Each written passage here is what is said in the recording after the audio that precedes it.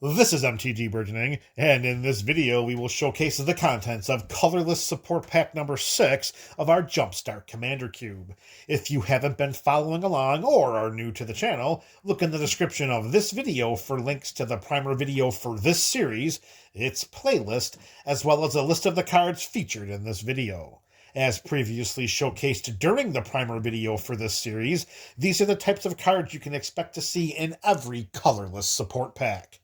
Now, with the prologue coming to an end, let's start spotlighting some colorless support cards, beginning with the exact same 11 cards that have been in every previous colorless support pack. We've seen them 5 times already. This is going to be no different, so we are going to do this in record time, folks. And if you want a little bit more of a description on those cards, please visit any of the other previous 5 colorless support pack videos.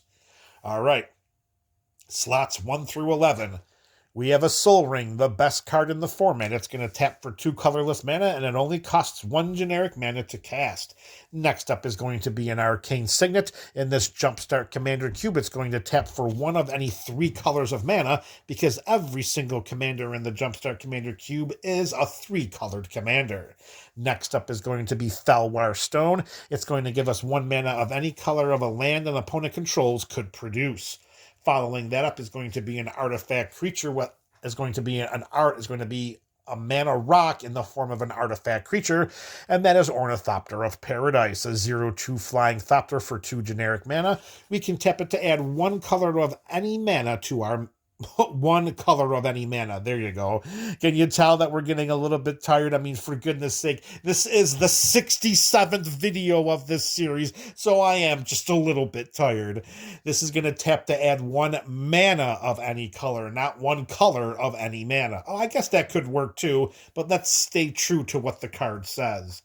Mana Rock number 5 in the 5 slot, of course, is Commander Sphere. It's going to do mana-wise what Arcane Signet does, and then at instant speed, we can sacrifice this artifact to draw a card, noting that we do not have to tap Commander Sphere in order to do that.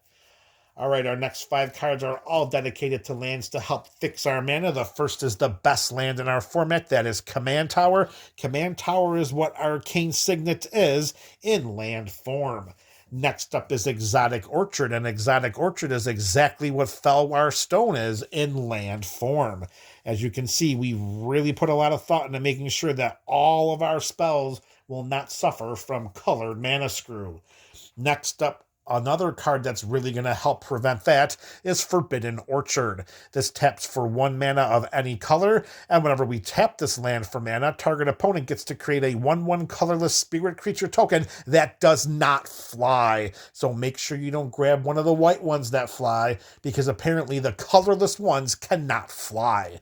Also note that if a copy of Forbidden Orchard is on any of our opponent's sides of the battlefield, then our Felwar Stone and our Exotic Orchard both will tap for 1 mana of any color. And of course, the same rings true for our opponents. If our copy of Forbidden Orchard is on our side of the battlefield, then their 2 permanents are going to do the exact same thing as ours.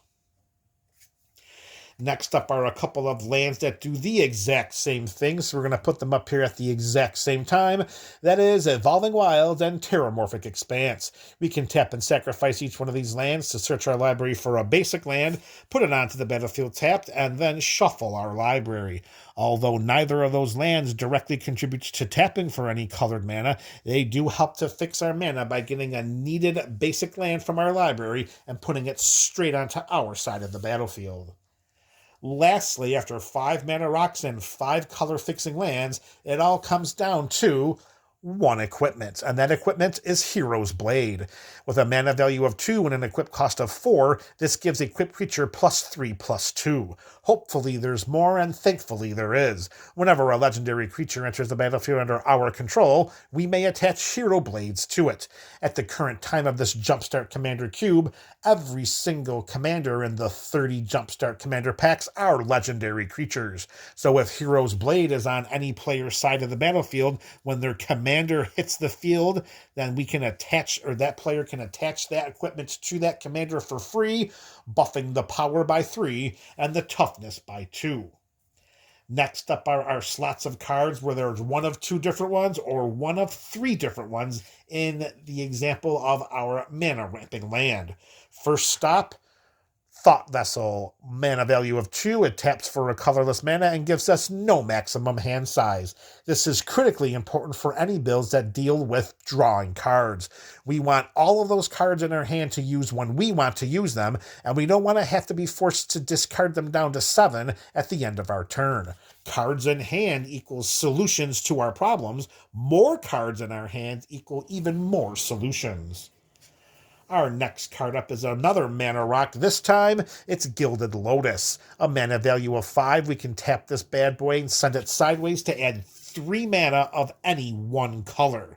And with all of the ways in which we have mana ramp here in these colorless support packs, it seems very likely that we can get this on our side of the battlefield ahead of curve. And if we do, watch out, because we should be able to cast much more expensive spells during our next turn. Our next slot is dedicated to an artifact creature that helps us to ramp our mana, and here it's Burnished Heart, a 2/2 elk for 3 generic mana. We can pay 3 generic mana and sacrifice it to search our library for up to 2 basic land cards, put them onto the battlefield tapped, and then shuffle. The overall investment of 6 mana may seem a bit steep, but when we split it up by casting it for its mana value and then having it stay on the battlefield, maybe being a chump blocker at some point, maybe slinging in for a couple points of commander or a couple points of combat damage, breaking up the cost seems to make it a little more reasonable. As long as once we have it in play, we know that we can keep 3 mana up to sacrifice it so that we don't lose the benefits of its activated ability. Next up is another 1 of 2. This is 1 of 2 different utility lands, and in this colorless support pack, that utility land is Rogue's Passage. It taps for 1 colorless mana, or we can pay 4 generic mana and tap this, and target creature cannot be blocked this turn. Note that target creature does not have to be target creature we control. We can choose one of our opponent's creatures with this ability. You can foresee the scenario right now. Opponent 1 sends creatures at opponent number 2, and one of those creatures is extra spicy, perhaps enough to knock that opponent out of the game. Before blockers are declared, we activate Rogue's Passage, make that extra spicy creature unblockable, and then sit back and watch as that opponent gives us the evil eye for the rest of the night. Next up is one of the aforementioned mana ramping lands, a 1 of 3 different options, and here it's Temple of the False God. We can tap to add 2 colorless mana to our mana pool, but this is an ability we can activate only if we control 5 or more lands. Best case scenario, if this is in our opening hand, we either have 3 or 4 other lands in our hand, or we go on a land drawing spree so that when we play this card on turn number 5, we're able to activate its ability right away and not lose any tempo. Lastly, this is the last duplicate card. It's 1 of 2 options. It is an equipment. It is used for protection and for haste. And in Colorless Support Pack number 6, that card is Lightning Greaves. It gives equipped creature haste and shroud. It has a mana value of 2 with an equip cost of 0. Be careful with shroud. Shroud means that it cannot be targeted by spells or abilities. And that's not just our opponent's spells or abilities, that's our spells and abilities as well. Shroud is a symmetrical effect, and if we have it on an equipped creature, we cannot do anything with it. No other auras can be enchanted onto it. We cannot equip any more equipments onto it. We're pretty much stuck until we move Lightning Greaves off of that creature, or if some other event takes place, like the equipment gets destroyed, or the creature becomes sacrificed, or board wiped, or whatever. All right, MTGBC. We are down to the last 3 cards of this colorless support pack, and if you've been following along, you know that these are 3 unique cards. The last 3 slots in every colorless support pack are unique to those packs. They are not seen in any other packs in our Jumpstart Commander Cube. It's 2 lands and an equipment. The first land is our cycle of lands that we're calling our sacrifice lands.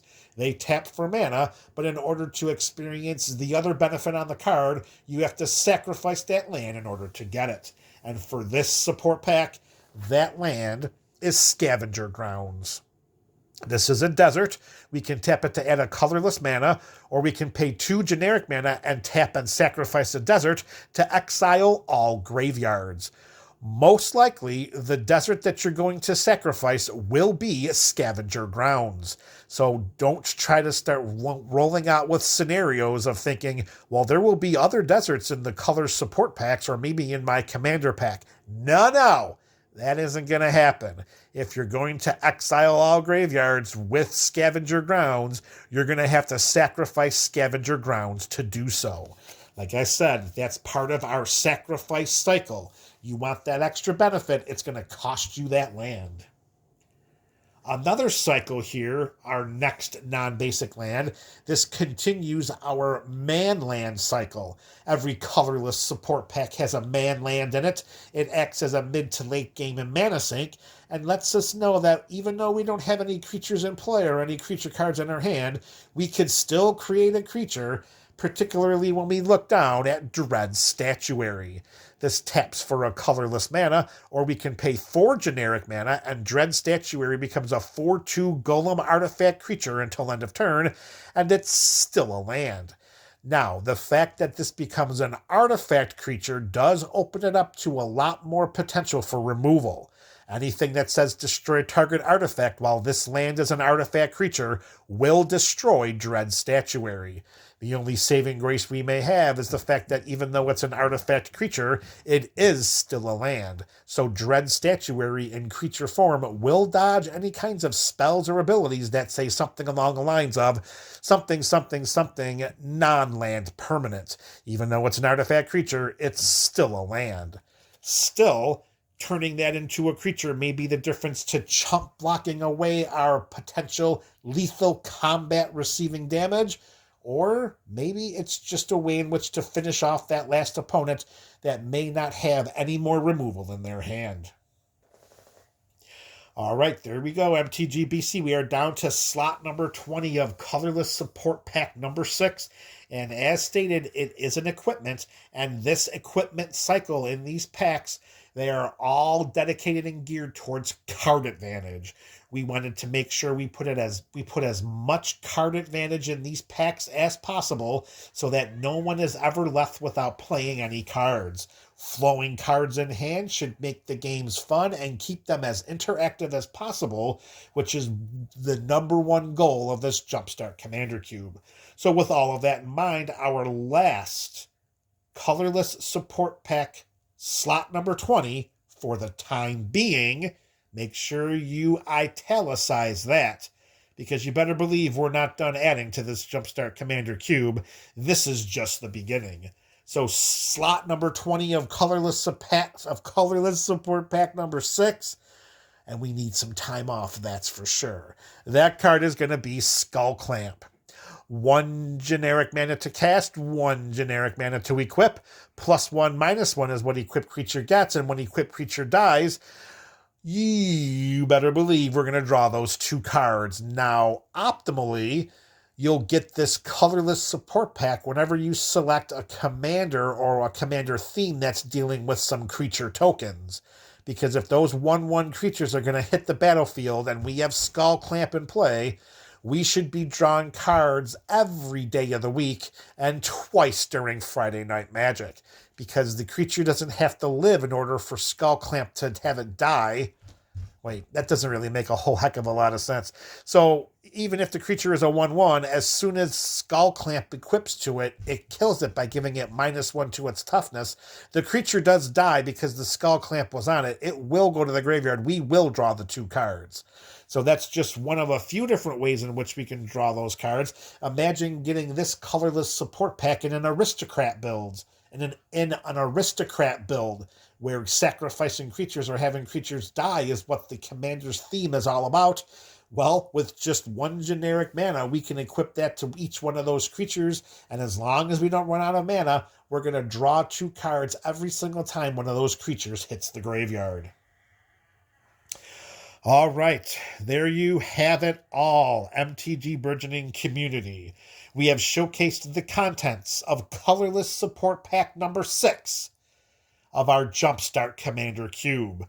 That is 66 packs that we have showcased. 30 commander packs, 30 color support packs, and 6 colorless support packs for 66 total packs. And that's not mentioning the introductory video, which serves as the primer video for this series. And are we done? Hell no, we're not done. We will be back. MTG Burgeoning just can't help himself. So with that in mind, you let me know your thoughts about these cards in the comments section below. This is MTG Burgeoning, a channel for all things Magic.